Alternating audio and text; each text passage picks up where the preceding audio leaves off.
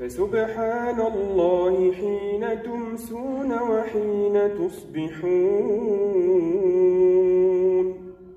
وله الحمد في السماوات والأرض وعشيا وحين تظهرون يخرج الحي من الميت ويخرج الميت من الحي ويحيي الأرض بعد موتها وكذلك تخرجون ومن آياته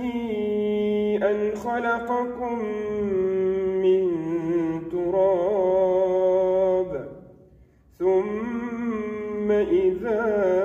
أنتم بشر